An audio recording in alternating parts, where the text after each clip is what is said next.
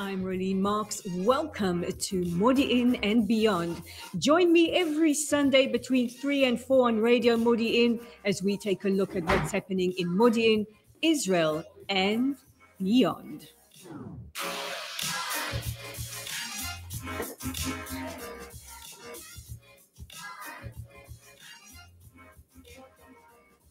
I'm Rolene Marks, and as I always say, every Tuesday morning, it's not Sunday, it's Tuesday. We really have to sort out that intro.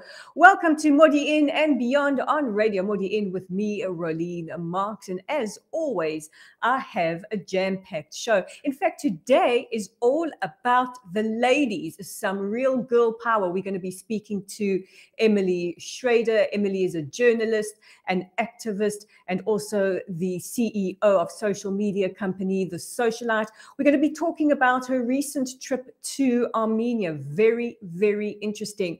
We will then be crossing live to the United Nations Human Rights Council in Geneva and speaking to the legal counsel and UN representative for NGO Monitor and Herzberg. She is defending Israel against the very, very hostile Commission of Inquiry. And then, of course, we're going to be checking in the world of entertainment with the queen of all things entertainment, Yael, Kinar. And we're going to be talking about Kourtney Kardashian, how she revealed her pregnancy. I know she loves to invade our privacy, as well as somebody who got the can from Spotify. This and the best music, you're not going to want to miss it. But first up, we're going to be crossing to Tel Aviv to a lady who's just come back from Armenia, Emily Schrader. Welcome back to Modiin and Beyond. Emily is a journalist. She is a formidable activist for women's rights, especially Iranian women, and the CEO of The Socialite. Emily, you were in Armenia. Very, very interesting place to visit. Tell us about it. What took you to Armenia? So much for having me. I'm happy to be here. Again, always good to be on your show. Armenia, I went with a delegation of experts, journalists, former elected officials, a few other religious clergy leaders. And the purpose of the trip was really to hear the Armenian side, hear about the situation and the threat that actually the Christians in Armenia are facing. Now, Armenia is a very interesting place because it's actually the first Christian nation that ever existed in history. However, geographically, much like Israel, it's not got the best luck in terms of neighbors. I mean, they have a historical issue with Turkey due to the Armenian genocide, in which the Ottomans, the predecessors to the modern state of Turkey, attempted to wipe them off the map completely because they were Christian. Now they're also dealing with a very intense conflict with Azerbaijan over a disputed territory in Nagorno-Karabakh. But in addition to that, Azerbaijan is also invading, specific areas of sovereign Azerbaijan in, indisputable areas. And that's what happened both in 2020 and 2021. And that's sort of the conflict that's brewing now. And in fact, what you see on the Azerbaijani side, despite being allies with Israel over strategic interests with Iran, is that there's a lot of rhetoric and incitement against Christians and against ethnic Armenians coming from the Azerbaijani side. So it's a very intensive conflict, not dissimilar to what's happening in Israel, but it was a privilege to be able to meet with state officials and discuss the situation on the ground. Very tricky, as you mentioned, Azerbaijan, because ties between Israel and Azerbaijan are growing steadily stronger. So to balance that, the sensitivity to Armenia, the Armenian experience and narrative, as well as recognize that Israel and Azerbaijan are becoming more and more strategic allies. Now, one area that people may be familiar with, and I wish there was more understanding of it, is the Armenian genocide.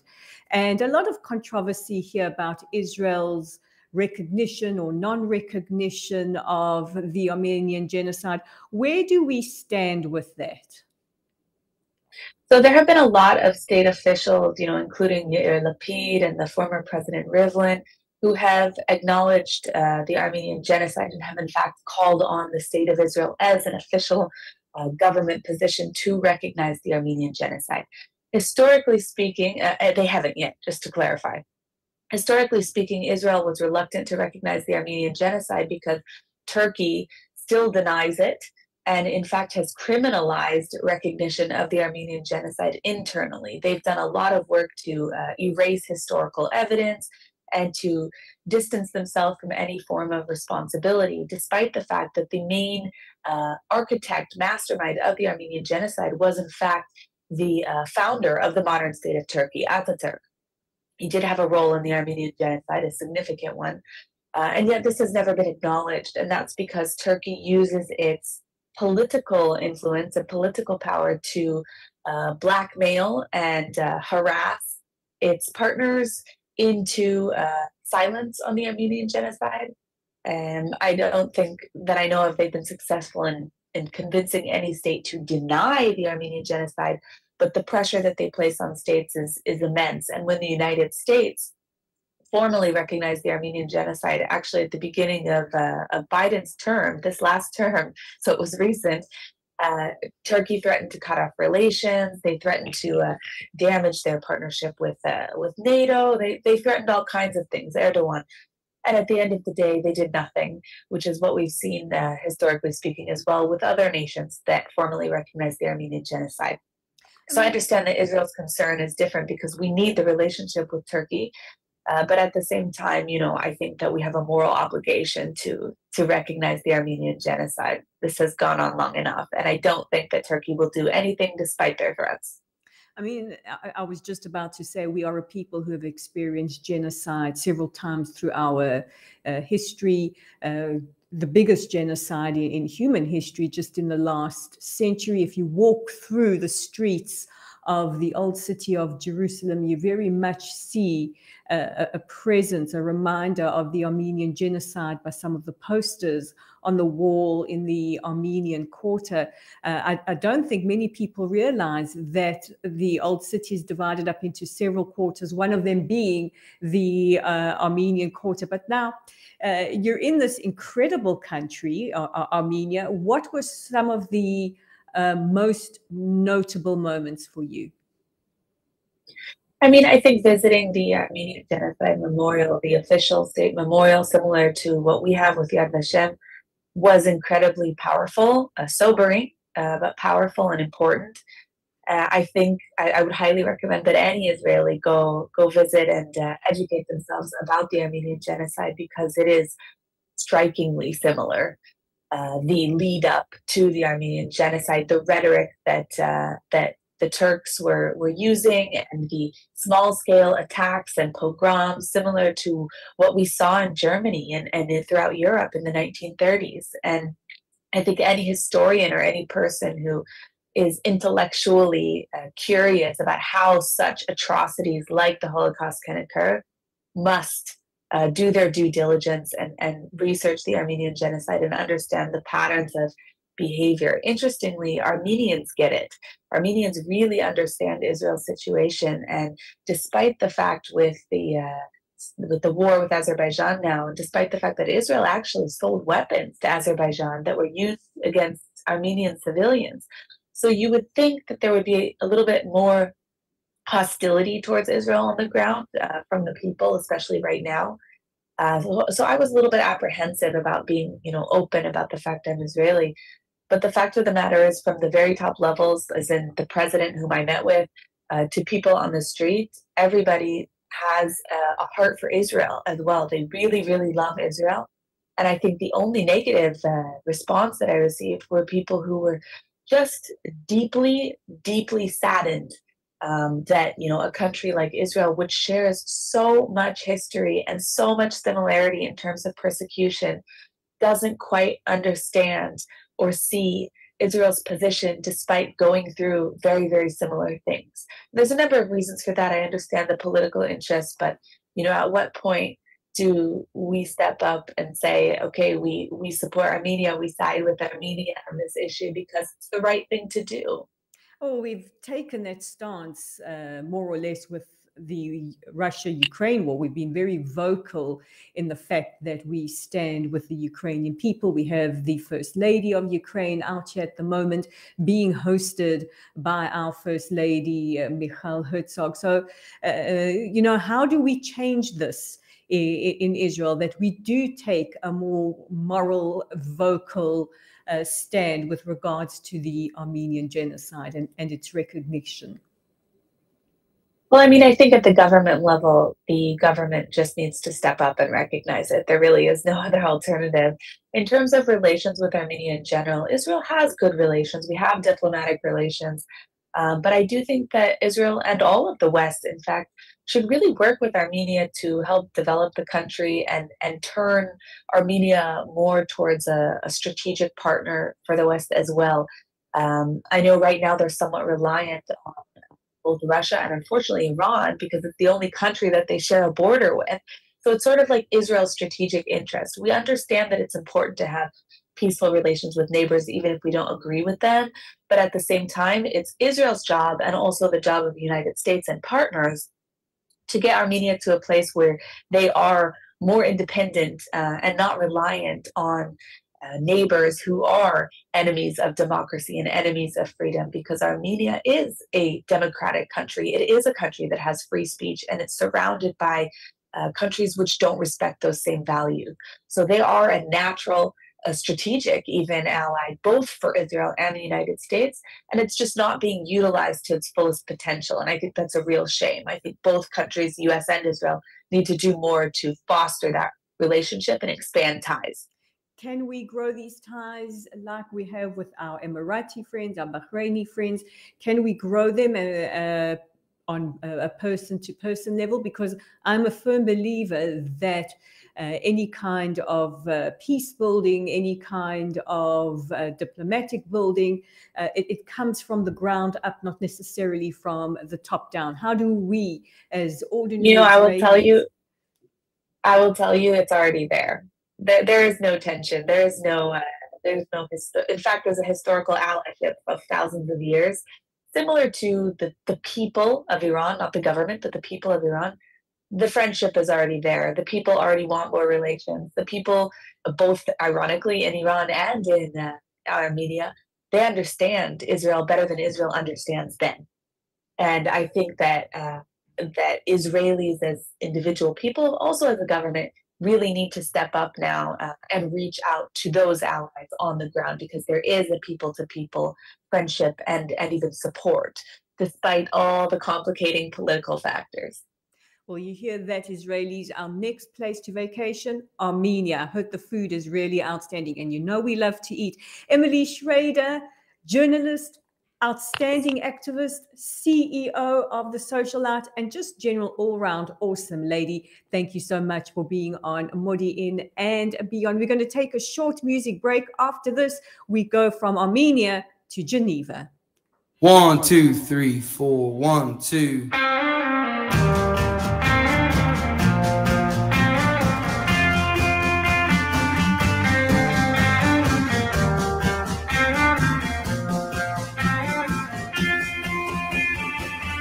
It's a motorcycle drive-by, baby driving conduct. I think it's about time we headed home. Walking on this tight road with my damn high hopes. Country boys don't die alone.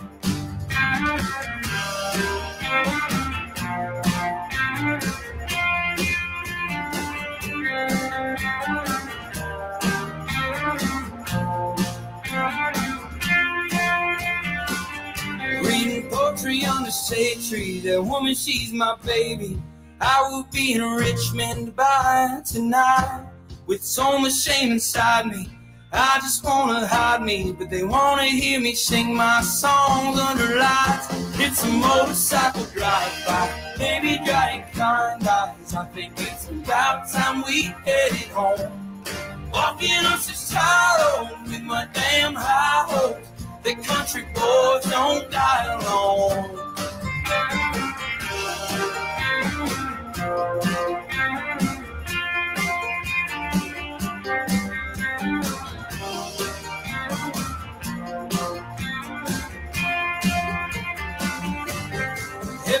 so fleeting, and I have been trying to save it while I can. Look on her face, all these hot, humid days, and the boys in my damn band. It's a motorcycle drive-by, baby, dry your kind eyes. I think it's about time we headed home. Walking such a tightrope with my damn high hopes. Country boys don't die alone.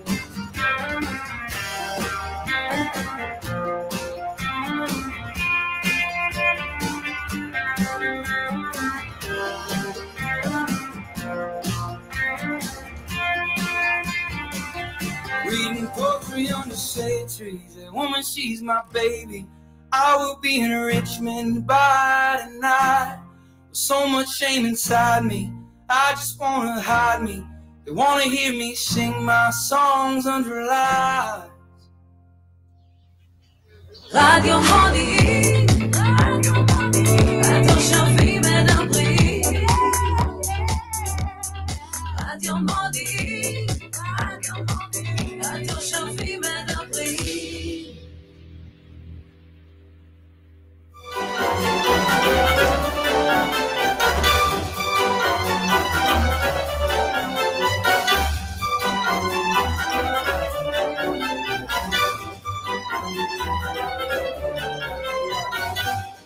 היי.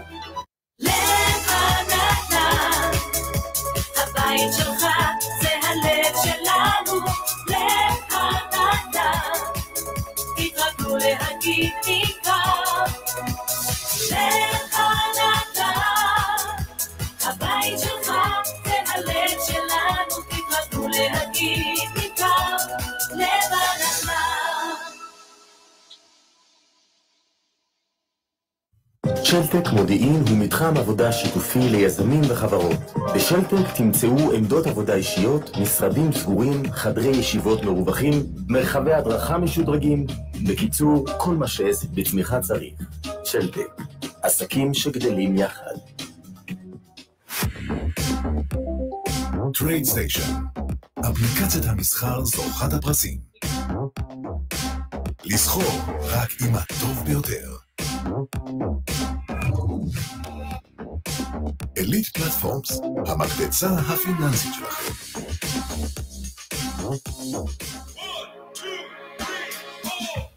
תקועים עם רשת איטית במשרד ובבית, או שאין מספיק קליטה ברשת האלחוטית?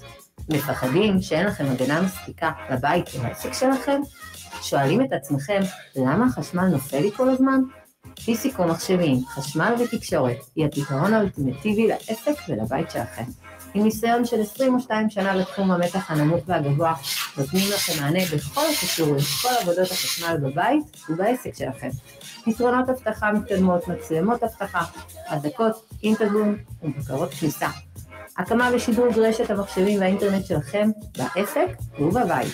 התקשרו עוד היום ל-05-25-75-7581. פיסיקו מחשבים, פתרונות משרדיים במקום אחד. תנו לניסיון לדבר. רדיו מודיעין, התושבים מדברים. רדיו מודיעין, התושבים מדברים. Welcome back. If you're tuning in, I'm Rolene Marks. This is Modiin and Beyond on Radio Modiin. And just a reminder, we are growing. Yes, our listenership, the amount of presenters, it's all happening here. So if you want your business to be present on Radio Modiin and want to advertise with us, please be in contact via our website at www.radiomodiin.co.il. You can also do it via our Facebook page as well. Now on Modiin and Beyond, we like to take a look at what is happening in Modiin, Israel and beyond our borders, and nothing gets our heart rate and blood pressure up like the very mention of the United Nations Human Rights Council. It's no secret that the United Nations and its various agencies like the Human Rights Council have an extremely aggressive, extremely biased attitude and view of Israel and the conflict with our neighbors, the Palestinians, and recently launched their commission of inquiry into what they call war crimes and crimes of apartheid that we are alleged to have committed against the Palestinians. And we have a true lioness on the line, live from the United Nations, from Geneva, representing NGO Monitor at the UN. She is the legal advisor for NGO Monitor, a great friend to Modiin and beyond, and I think she just rocks. And Herzberg, welcome back to Modiin and beyond. Thanks so much. Thanks so much, Rolene. Great to be with you. Good to have you. Now, you are right in the lion's den, but we don't worry about you because you are a lioness. We know that you will make mincemeat out of these haters. You are in Geneva at the Commission of Inquiry session. Can you give us a background? What is going on?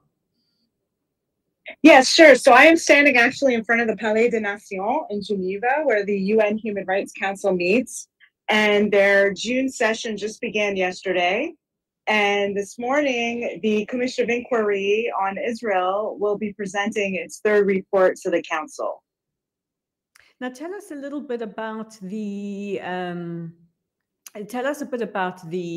report. What does it say? What are some of the most grotesque charges? I mean, we know with the Human Rights Council, everything is grotesque, but what are some of the charges that are just really beyond the pale? So this report, like the previous two reports, places sole blame for the conflict on Israel.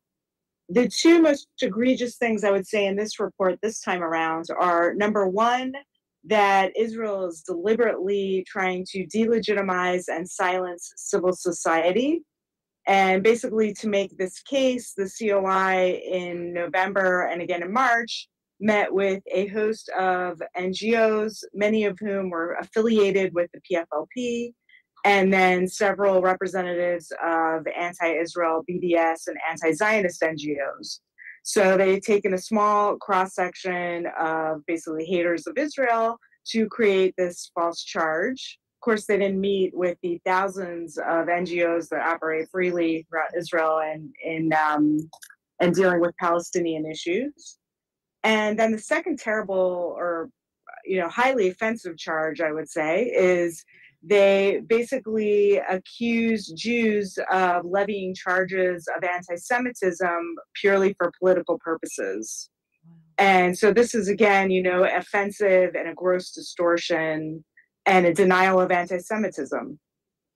Let's take a look at that charge, because the Commission of Inquiry is made up of 3 individuals who themselves have been found guilty of gross anti-Semitic, blatant Jew-hating comments. Let's not kid, Navi Pillay and her 2 other cohorts. And they have been called out for their anti-Semitism, including by the UN Secretary General. So do you think that that accusation is in effect trying to absolve them of their heinous accusations and their revolting history of anti-Semitic comments? We also only have to look at the UN Special Rapporteur, Francesca Albanese, who really has form as well when it comes to making comments that are beyond the pale Jew-hating.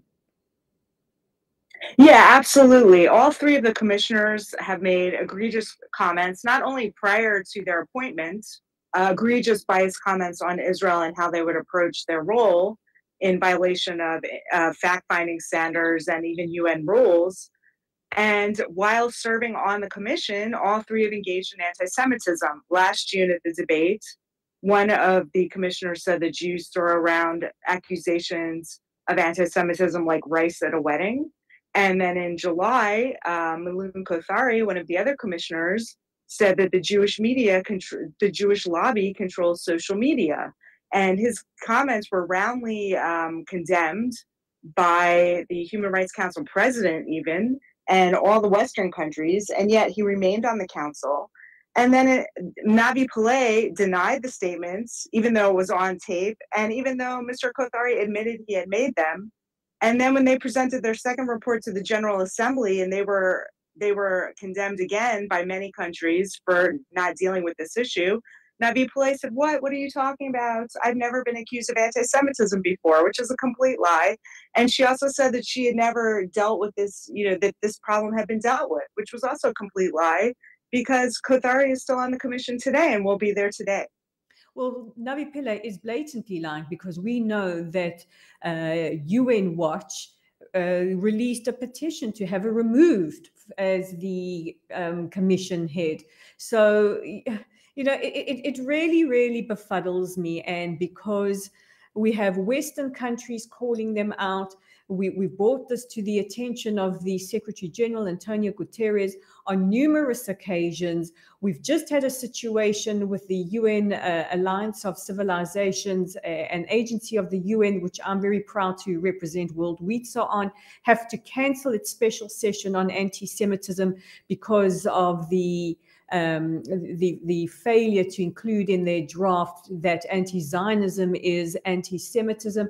Every single year we have this wonderful lip service coming to us from the UN AOC saying, we're committed in our fight to end anti-Semitism. We're absolutely committed to it, and yet we tell them time and time and again, not only are your mandates ludicrous and already loaded with biased language against Israel, but the commissioners that you appoint invariably have these gross histories of hating Jews. Absolutely. It's an outrage. I don't understand it. I don't understand. What particularly outrages me is I can understand countries like Pakistan, Iran, Russia, China would do something like this. They're horrible countries. They're dictatorships. They don't care about human rights or truth. But then you're dealing with Western countries, European countries, Australia, Canada, America, Britain. And although these countries voted against the creation of the COI, although some of the European countries abstained rather than voting no, they all fund this commission. I do not understand it. I don't understand how they think this helps UN credibility. It's a joke. And they should immediately cut the funding until this body is willing to reform itself. Now, you represent NGO Monitor at the UN. Let me tell you, I think we can't thank you enough for being there, for really being in probably the most hostile environment imaginable.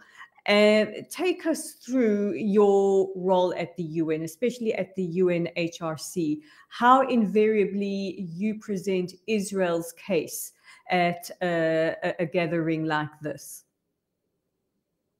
So it's limited, but there are opportunities to get speaking slots at the debates of the Human Rights Council for NGOs. We have accreditation at the UN, so we're able to try to secure a slot. So today I was able to get a slot, but that's not always the case since they are limited and it's a first come, first serve sign up basis. However, so you can do that. You can speak at the council, but you only get 90 seconds. So a minute and a half is not a long time to make your case. We make submissions. We try to meet with UN officials, although many refuse to meet with anyone that isn't anti-Israel, including this commission. And we can attend events here. Yesterday, in fact, however, I was at this horrible event sponsored by a Palestinian NGO that gets a lot of European funding. There were actually European representatives in the room, notably from the Swiss government. And at this commission, at this NGO meeting, they were accusing Israel of all the worst things you could imagine: apartheid, pinkwashing, just horrible things. Happy that the Human Rights Council has moved from 67 agenda to a 48 agenda, which means the elimination of Israel. And these are all the things that are being openly stated with no opposition.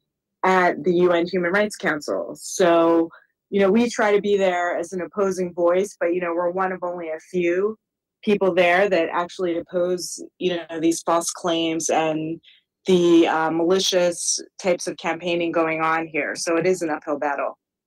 Do we really need the United Nations anymore? Because it's actually becoming a farce. Yeah, I mean, it's been a farce for a long time. I do think there are certain things about the UN that are probably a good thing to have. I think it's good to have a global forum where countries can get together to dialogue. I'm not sure, this system where it's primarily just resolutions and producing meaningless reports is worth the expense. I think it could be trimmed down massively. It's basically just a huge employment agency costing billions and billions of dollars each year. There are certain agencies that do good things, like the refugee agency. But for the most part, most of the things that's going on here could go away and no one would miss it. Let's talk about these Israeli NGOs that cooperate on these type of reports. I'm sure we can rattle their names off verbatim: Breaking the Silence, B'Tselem, and all. How do they work when it comes to their funding and the kind of rhetoric that they employ? Yeah, I mean, many of them are getting, most of their budgets from governments or via church agencies, humanitarian aid agencies that are getting their money from governments. So some of these NGOs, their budgets are 80, 90, even 100% government funded. So, the COI and some UN officials like to defame us. In the report, we're defamed. Last year, we were defamed as being what is known as a gongo, a government NGO, falsely claiming we're collaborating with the Israeli government on our work, which is totally false. But, when you look at these organizations, they're 100% funded, 90, 80% funded by European governments. So, but they're not calling them a gongo, which just shows how political this terminology is. But yeah, I mean, they have their political opinions. And unfortunately, there's a very big audience, primarily again in Europe, to hear specious claims about Israel and about Jews that are happy to pay for it. And, rather than working in Israeli society to try to make changes, some of these groups have even shunned Israeli society and just basically want, an international coalition of dictatorships, essentially the Arab countries, the Islamic countries, to impose, one state elimination of Israel's solution. Let me just remind. It goes far beyond, or I was just going to say, it just goes far beyond, what they would say, ending the 67 occupation in their parlance.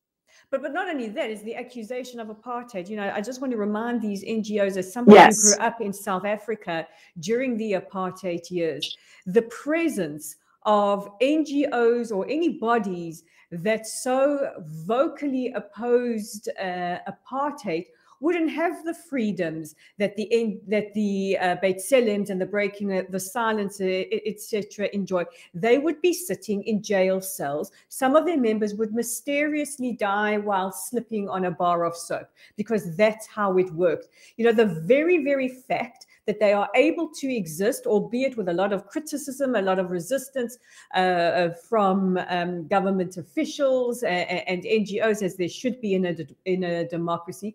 The very fact that they are allowed to exist and shoot their mouths off at any given opportunity is so completely against the charge of apartheid. And no B'Tselem, Amnesty International, Human Rights Watch, and Breaking the Silence et al., you cannot redefine apartheid to suit your agenda.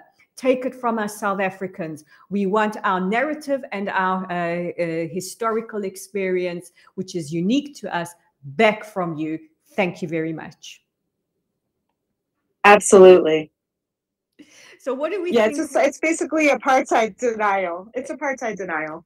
You know what? That is an excellent phrase, apartheid denial. I think we need to start deploying that. That is excellent. And full credit to our lioness, Anne. Now, Anne, what do you think is going to happen as a result of this ludicrous report?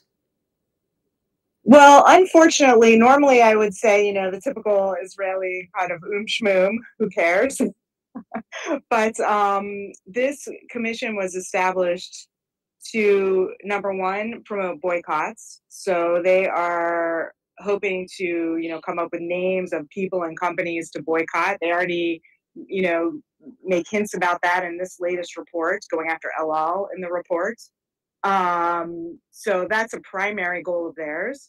And then the other goal is this commission, which is a new thing that's been happening at the UN, is to what they call collect evidence for the International Criminal Court. Now, this evidence is bogus. It's, not collected in a forensically acceptable way. It's not stored in a forensically acceptable way. And, if the International Criminal Court is deluded enough to rely on this evidence, well, that's all you need to know about the International Criminal Courts and how they work. But, that remains to be seen. But that, again, is also the primary goal. So my guess is they're handing over names to the court that they want to have investigated. Smacks of 1938 Germany to me. I mean, let's just back up a second. Why the focus on El Al? What is their accusation against the Israeli national carrier?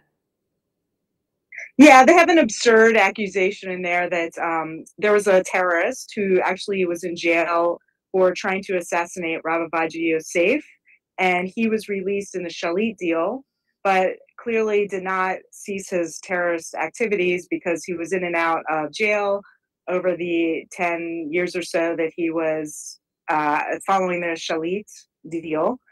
And he was deported to France last year because he's a dual national. So he was deported and presumably, I guess, flew on an El Al plane to get to France. And so now they're accusing El Al of committing aiding and abetting war crimes for flying him to France. But that's the kind of absurd nonsense that they're pushing. It is completely absurd. Human rights icon and real national treasure Natan Sharansky defined anti-Semitism along 3 Ds: demonization, delegitimization, and double standards. And I think if you run this through the lens of all that, all the alarm bells will ring. This is absolutely insanity. I mean, listeners, we told you we would get your blood pressure up at the very mention of the United Nations. And I think from all of us in this country, from Jews around the world, we cannot thank you enough for being there, for being present in the room, for taking this on, for being at the vanguard of defending the state of Israel against the most ludicrous accusations and charges in the world. Really, I thank you to you, and thank you to NGO Monitor that works tirelessly to expose this. Thank you so much. That was Anne Herzberg, really an extraordinary woman, an Eshet Chayil, the legal advisor to NGO Monitor, their representative to the United Nations, live from Geneva, from the UNHRC. I don't know about you guys, but I need to get my blood pressure down. So we're going to take a short music break. And coming up after this, she's the queen of all things entertainment. It's Yael Kinar.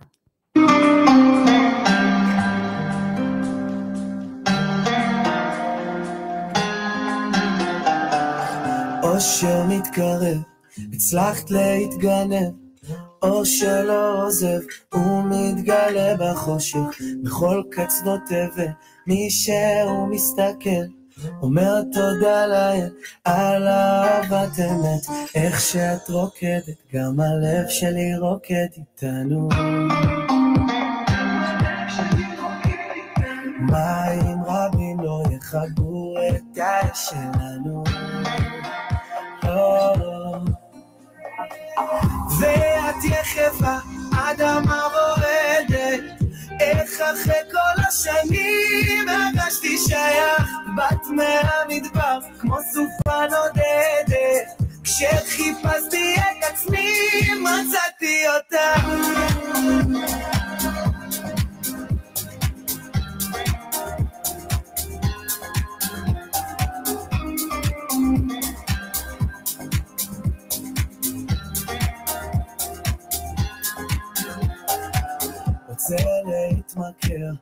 הטוב שמתגבר, אם הלב אומר, בטח שהוא יודע, תכף נתעורר לניגון אחר, לא צריך יותר, יש עוד מסע שלם, איך שאת רוקדת גם הכוכבים רוקדים איתנו.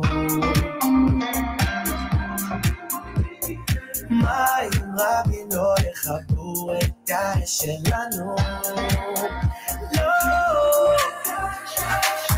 ואת יחפה אדמה רועדת, איך אחרי כל השנים הרגשתי שייך, בת מהמדבר כמו סופה נודדת, כשחיפשתי את עצמי מצאתי אותה.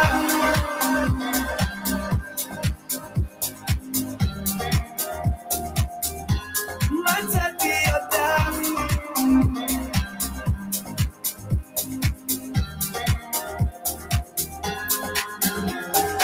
איך שאת רוקדת,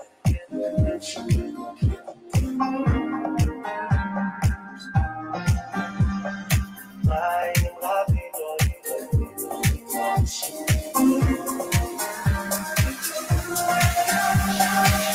ואת יחפה אדמה רועדת, איך אחרי כל השנים הרגשתי שייך, בת מהמדבר כמו סופה נודדת, כשחיפשתי את עצמי מצאתי אותה. ואת יחפה אדמה רועדת, איך אחרי כל השנים הרגשתי שייך, בת מהמדבר כמו סופה נודדת, כשחיפשתי את עצמי מצאתי אותה.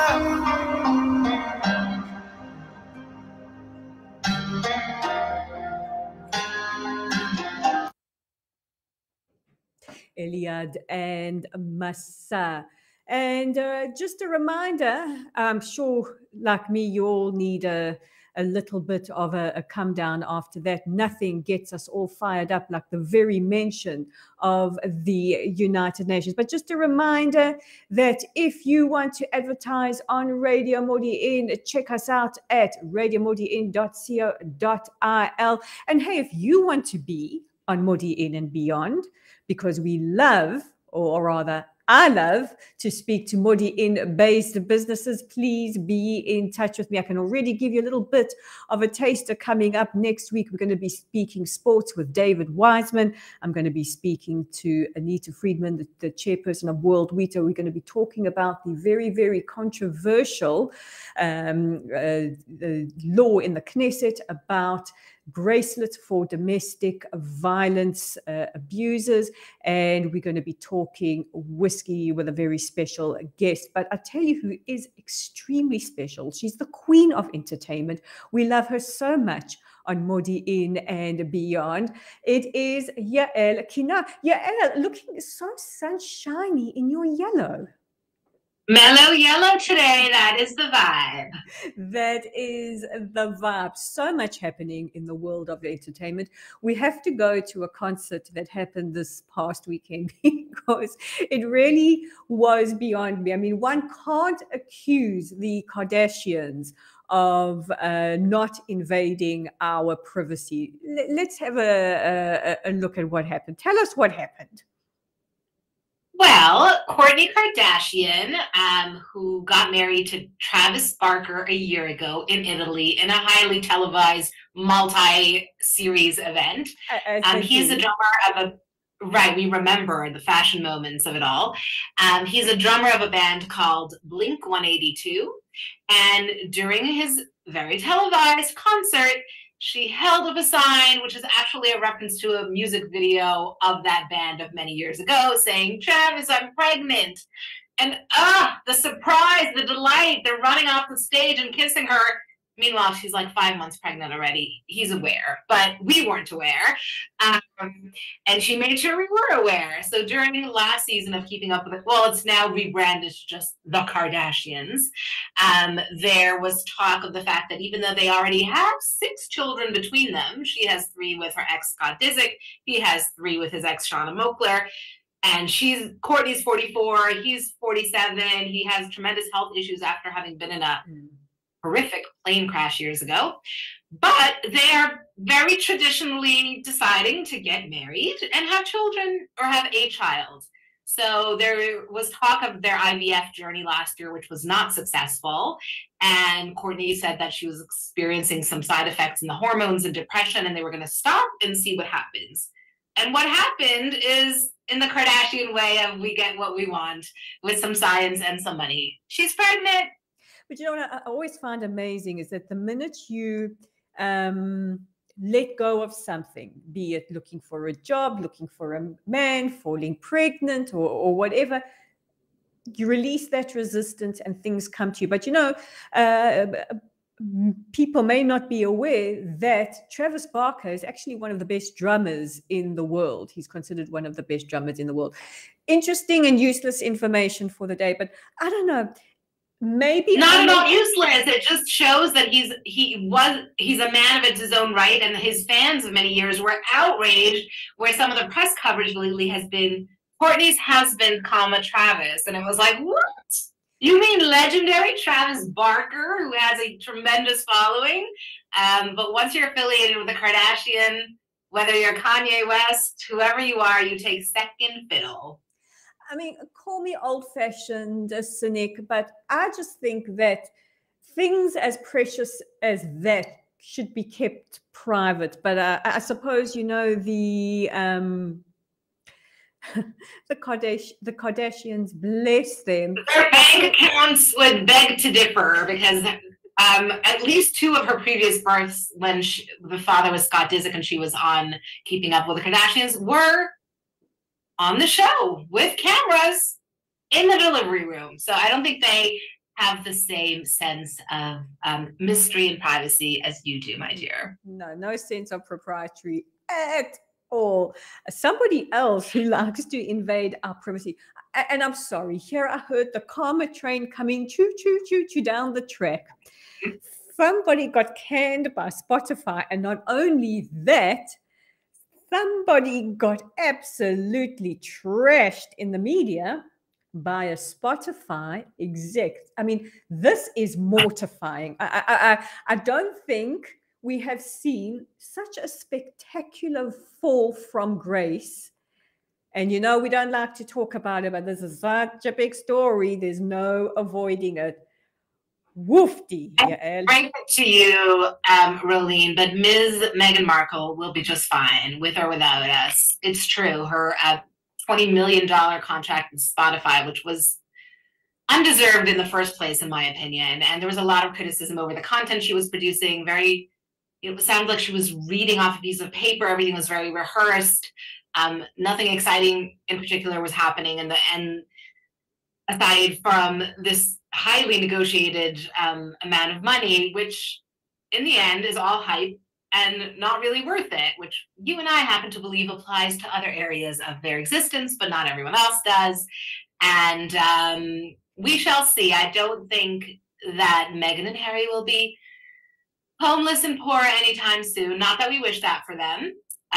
But yeah, all the hopes and dreams of maintaining one's privacy, again, fake privacy, back to our full circle moment from the Kardashians before, wanting all the world's attention, not really having much to provide except for rehashing the past. It seems that the Spotify market for Ms. Markle's podcast is not really there. And we're okay with it. And rumor is Netflix are to follow, but I think they've lost their shine in the United States as well. I think people have just had enough. And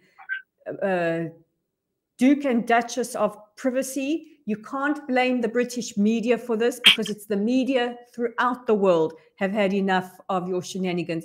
But I mean, I looked at the transcripts for these podcasts, and I've never seen a bigger opportunity to miss an opportunity. When you have got mega stars like Serena Williams and you're talking about ambition and you somehow bring it all the way back to yourself again, you've missed an opportunity to speak to the biggest sportswoman in the world about the ambition that it takes to make you the biggest sportswoman in the world. And also, weren't some of the issues she discussed like way past us in our history? I mean, we women now face a whole other battery of issues to deal with. And the ones that you kept bringing up every week, the B word and ambition, we're so over that anyway. Yeah, it was very sort of manufactured, not organic. People didn't appreciate it. It was humorless. And I don't know, she annoyed a lot of people, which some of us has already come pre-annoyed. So join the club. Let's also talk about, I'm very confused with this story. Tory spelling. Are they, aren't they? They're splitting, they're not splitting. She, poor little rich girl, is how I would describe Tori Spelling, who really grew up with tremendous wealth and fame and opportunity, being the daughter of Aaron Spelling, legendary Hollywood producer of, you know, The Love Boat, Dynasty, Melrose Place, Beverly Hills 90210, where he cast his daughter, Tori Spelling, as Donna Martin, the character.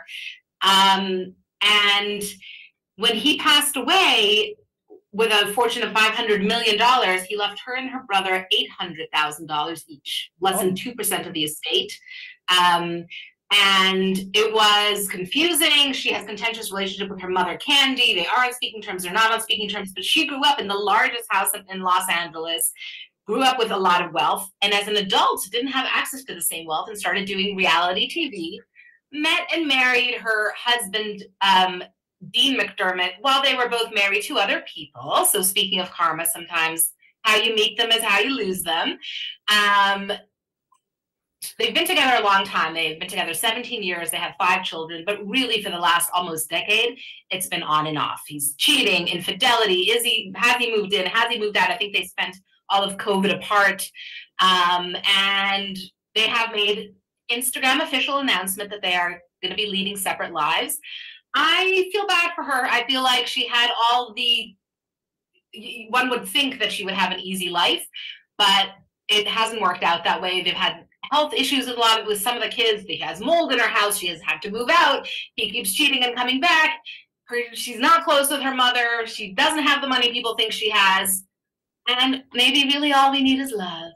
All we need is love. And all we need is you, Yael Kinar, our entertainment queen. We're not going to speak to you next week, and I miss you already, but we will speak to you in 2 weeks' time. Big loves, big hearts to you. And that's a wrap from me, Rolene Marks, on Modiin and Beyond today on Radio Modiin. Thank you guys for listening. Thank you to Pe'er behind the scenes, twiddling the buttons, waving to me every now and then. Thank you to my guests, Emily Schrader and Herzberg and Yael Kinar. We're going to play out with a special request from a special man, my husband. I can't say no to him, and nor should I ever. I will catch you again next week for another edition of Modiin and Beyond.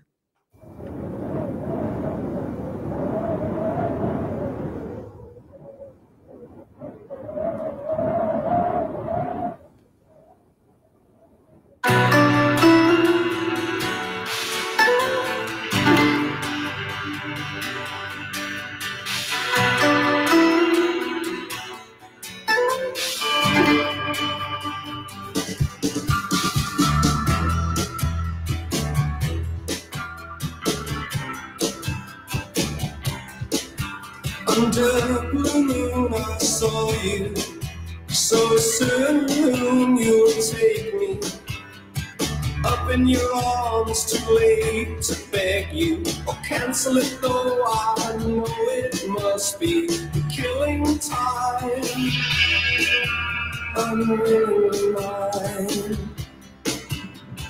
Fate up against your will,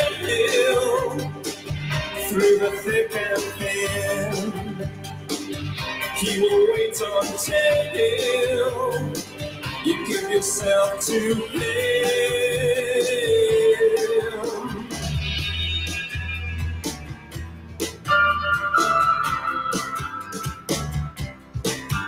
In the starlit nights I saw you, so cruelly you kissed me.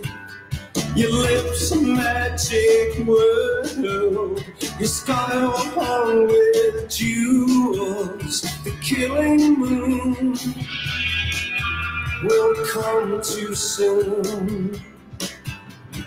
Fate up against your will, through the thick and thin. He will wait until you give yourself to him.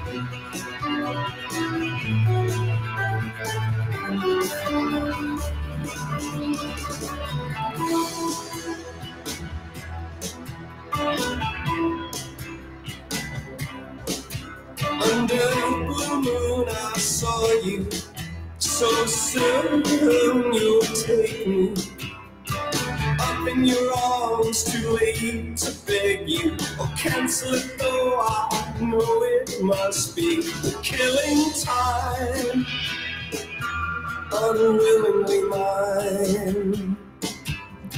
Fate up against your will, through the thick and thin. He will wait until you give yourself to him. Fate up against your will, through the thick and thin. He will wait until you give yourself to him.